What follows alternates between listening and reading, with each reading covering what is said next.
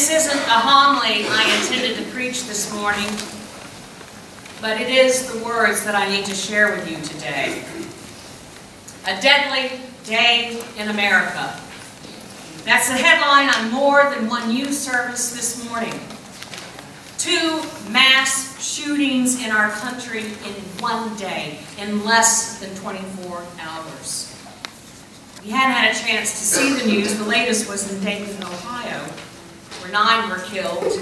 The first was at an El Paso Walmart filled with shoppers getting back to school supplies, just like many of us did yesterday, or will do today or tomorrow before school starts back on Wednesday. My friends, this is not the new normal. It's just normal now. And my beloved thoughts and prayers do not hack it anymore. And neither will us gathering in political tribes. This kind of violence has been happening despite whoever is sitting in the Oval Office or whichever party controls Congress. I did a quick rundown on the top 4 mass shootings in America. October 2017, 58 people killed in Las Vegas. Donald Trump is president. June 2016, 49 people killed at the Pulse nightclub in Orlando. Barack Obama is president. April 2007, 32 people killed at Virginia Tech. George W. Bush is president. And December 2012, 27 people, many of them children, most of them children, killed at Sandy Hook Elementary School. And Barack Obama is president. These shootings occurred under 2 Republican administrations and 2 Democratic administrations. They go beyond our political tribalism. And these shootings go beyond simplistic solutions. And that is why I cannot post any more such dribble as we are offering our thoughts and prayers anymore. That just does not hack it. It goes beyond saying that the only thing that was needed, and I've seen this so many times, as you have, the only thing that was needed was a good guy with a gun. Talk to any law enforcement officer about the hundreds and hundreds of hours of training they receive on how to respond to crisis situations. And talk to them about the split-second decisions they have to make. And then talk to them about those rare occasions when they get it wrong, despite those hundreds and hundreds of hours of training. And it goes beyond saying this is all the fault of the NRA. That's not the NRA, how it was founded. The NRA was founded to teach firearms safety. It was founded to promote safe hunting before the NRA too was taken over by tribalism. And it goes beyond saying that simple solution that, well, none of this would happen if we just put prayer back into our schools. Our kids know it's not simple. Just ask them. They're the ones who now have to practice active shooter drills in addition to fire and tornado drills. I thought I had it bad when I was in school, and I had to practice duck and cover in case of a nuclear attack. It's much worse for them. It's time for us to stop breaking into our tribes and stop throwing stones at one another, because we keep learning time and time and time again, those stones turn into guns. I didn't sleep a lot last night. In the early morning hours, I went back over what I had written today and I jettisoned it. And then I looked over our lessons for today, and I stopped at this verse from Hosea, which is in your bulletin.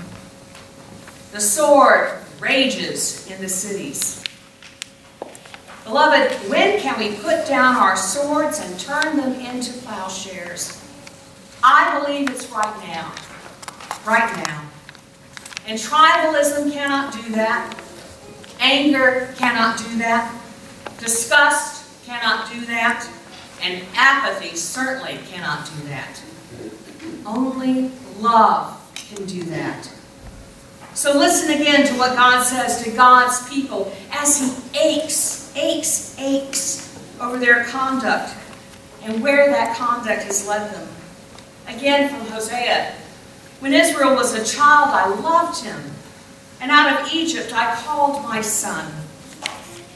And then the words that seem so modern, God then says, the more I called them, the more they went from me. It was I who taught the young childish tribe of Ephraim to walk. It was I who took them up in my arms. But my children don't know that it was I who healed them. My people are bent on turning away from me. How can I give you up, O Ephraim? How can I hand you over, O Israel? My friends, God never, ever gave up on Israel. And God will never, ever give up on us. And so that we can experience what incarnate love looks like and acts like, God sent us Jesus. You know the words. For God, what? So God so loved the world, that He gave His only begotten Son. And God did not come for any one tribe. God sent Jesus for all of us to show us how to put down the sword. Now, it's easy to diagram problems. It's harder to offer solutions. So let me begin. How do we do this? How do we lay down the sword? Literally, for Christ's sake, how do we do that? Well, my friends, coming here is a start. Coming here is a start, especially for you to come on this day. If you needed any excuse today, the weather gave it to you. But you're here, and that's a start. Because one of the reasons the world needs churches is this is the place where no tribes are allowed or should be allowed. The only tribe that matters is the tribe of Jesus. And that's why we come here. And that this should be a safe place for everyone, every single person, no matter what tribe you belong to. And it's also a place where we can begin to start asking the hard questions. And then, this is even harder, to listen to one another. Oh, for Christ's sake, we need to listen to one another. We need to listen to our hopes. And we need to question why we let our fears run roughshod over them. We need to question why it's okay for us to celebrate and plan our back-to-school celebrations while families in El Paso are planning funerals. We need to ask if this is how God meant for us to live our lives, in fear. Can we begin to have a Christ-centered conversation? Can we begin to have a Christ-centered conversation? And can we begin to respect one another while we do that? Underline that in your mind. To respect one another while we do that. Here's a question that was posted on my personal Facebook page. And I appreciated the questions. As I've told you before, one of my favorite professors in seminary used to say, love the questions. Beloved, we need to love the questions and not be afraid of them. So here's a question that was posted concerning the fact that so many of the shooters in America are white males, young white males. The question was, how can we help these young males from feeling alienated in society? Have we focused our attention on empowering girls and then we were given the thumbs up? That's good. Girl power is good. But we neglected the boys in our ever-changing technological world. And then another teacher replied, I see it in the classroom all the time. Let's consider some of the cultural issues, video games, cell phone apps, pornography. deficient father figures, even absent father figures, loud voices of anger and violence. Young men can be perfectly happy and justified in all their actions without ever engaging with another human being, ever, ever. Y'all, these are the questions we should be asking, and this should be the place of asking, because this is the place of God. This is the place of Jesus. And I am an optimistic realist. I don't engage in flights of fantasy.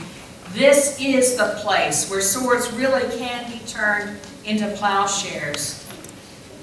So let's begin the conversation, and not from the pulpit. Let's begin it with one another.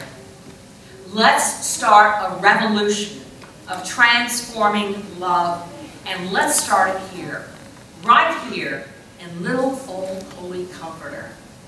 Wouldn't that be amazing? We have something to offer the world, and it can start right here, right now, and we can do this. We can do this with the help of Jesus and in the name of Jesus. Amen. Amen.